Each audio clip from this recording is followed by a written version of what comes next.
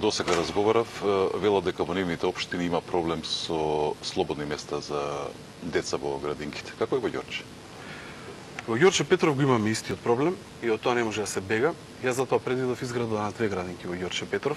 Едната е во Волково за 100 дечиња и една во Ново село за 80 дечиња. Приоритет ќе биде секако Волково, бидејќи тамо ни фали градинка и тоа ќе биде во брзо скоро направена. Таа ќе биде еден од приоритетите мои во идниот период, но паралелно ќе се започне и целата постапка за втора градинка во Ѓорче Петров. Но ќе продолжам и со реконструкција, надградба и доградба на капацитетите на постојните градинки, бидејќи само со проширување на капацитетите ние ќе ги задоволиме потребите на сите дечиња во Ѓорче Петров. Моите дечиња во градинка, знам како и ќе направам ниту едно детенце да не чека повеќе за простор во градинките и тоа ќе го направам и ќе го видат граѓаните во Ѓорче Петров. И разгледав вашата програма за изборите. Мислам дека и покрива сите сегменти за да се обезбедат, за да се гарантираат потребите на граѓаните во смисла на современото живење. Предвидувате и неколку проекти за кои треба да го помогнат водењето на здрав живот и најавувате дека спортувањето ќе биде достапно за младите. Имате тука приоритети? Имам доста проекти за младите, но не само за младите, за сите граѓани. Пред се сакам да кажам дека целосно ќе ги спонзорираме сите спортски клуби во Ѓорче Петров.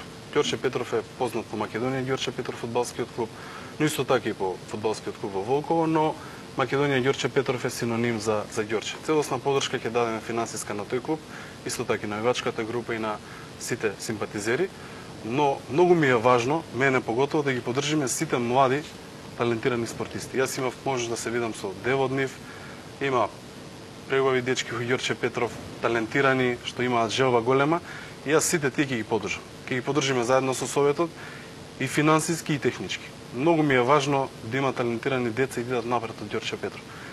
Тоа е, како да ви кажам, кога си ги сакате своите граѓани и гледате дека утре тие ќе бидат символ на Ѓорче Петров и со полно срце ќе ги на еден начин ќе ги направам символ да бидат на општината. Не само тие деца, туку потоа ќе направиме и неколку нови катчиња, зборам, баскет игралиште ќе направиме во секој мало каде што имаме можности да ги реконструираме постоечките како на Шицка и да не ги набројувам сега сите, бидејќи и јас на времето сум бил спортист и знам колку е тоа важно. Ќе направиме се во наша мок да направиме нови терени. Сакам во Димитрија, по Ѓорѓиев Беровски да направиме преубаво катче, таму ќе направиме многу спортски содржини, едно преубаво место за сите љубители на природата, на уживањето, исто така во Страшов Пинџур, посебен дел во дворот ќе направиме за спорт со спортски содржини и така натака, разубавување на дворовите, на градинките и така натака, за граѓаните да осетат дека Ѓорче Петров ќе биде една преубава општина. Каде е Ѓорче Петров во новата ера на ВМРО? Ѓорче Петров, како што кажав, ќе биде најдобра општина во град Скопје. И тоа ќе го видите сите. Вака многу луѓе ќе речат многу амбициозно. Да, амбициозен сум јас. Така настапував и додека бев министер. Многу луѓе ми велеа не ги започнува некои проекти бидејќи не можете да ги довршите. Не само што ги започнав, туку многу нови што не беа воопшто ведени. Туку идевме на терен го правев. Пред некој ден баш ми пратија слика, се гради патот во Македонски Брод, ми се наполни срцето, бидејќи таму кога бевме го побара граѓаните, во ниедна програма не беше влезен и видов дека се асфалтира. Ги поздравувам сите граѓани што го користат патот, бидејќи се она што ќе сум го направил, што сме го правеле во министерството и целата влада, се гледа, може да го видите со око. И тоа што сте го сработиле со мера кој се гордеете. Ја така и ќе продолжам. Можеби политички многу не излегувам со некои изјави, но многу работа. И не може тоа некој да го порече. И се гледа. Може да видите колку град имаше во моето време, во мојата ера, можам баш така да кажам, бидејќи градежништвото идеше напред, имаше проект буквално во секој град, бевме присутни постојано на терен, но сега тоа веќе опаѓа.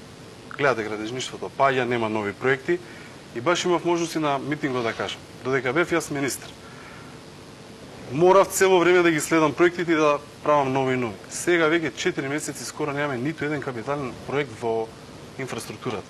Немате нов. Еве, кажете, кој е новиот проект што почна ни ветува и 500 км автопат, но тоа нема ништо да биде. Туку нема воопшто капитален проект. Не сме е така. Ја тоа што го ветувам овде во програмата, ја ќе го работам секој дневно. Јас ќе го исполнам. И тоа ќе го видат граѓаните.